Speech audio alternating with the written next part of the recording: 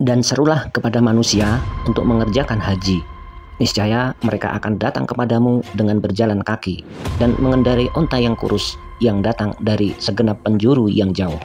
Surat Al-Hajj ayat 27.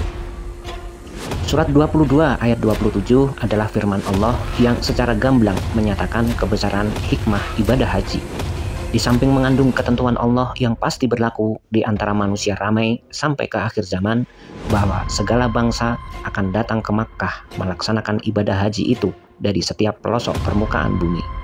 Namun, terjemahan di atas ini tampak sebagai menerangkan hal-hal yang mengecewakan dan menantang kejadian yang berlaku karena memang pada awal abad ke-15 Hijriah serta pada tahun-tahun berikutnya, dia adalah manusia yang datang ke Makkah berjalan kaki dan mengendarai onta yang kurus. Ketika terjemahan ini diperlihatkan kepada seorang muzawir di Madinah, orang itu berkata dengan senyum di bibir, "Memang banyak lagi ilmu pengetahuan tentang Islam yang harus dipelajari oleh orang Indonesia. Rijalan bukan berarti jalan kaki, tetapi laki-laki."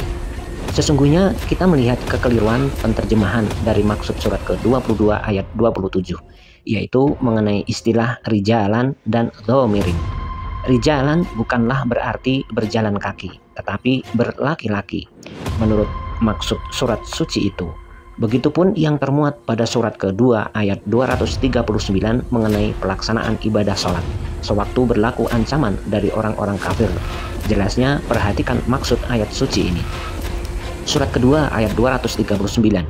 Maka jika kamu merasa cemas, hendaklah berlaki-laki atau dengan berkendaraan. Maka ketika kamu telah merasa aman, ingatlah Allah sebagaimana Dia ajarkan padamu tentang apa-apa yang tidak kamu ketahui. Berlaki-laki di sini maksudnya ialah dengan penjagaan yang dilakukan oleh laki-laki terhadap perempuan yang melakukan sholat hingga orang-orang kafir dapat dicegah melakukan penganiayaan.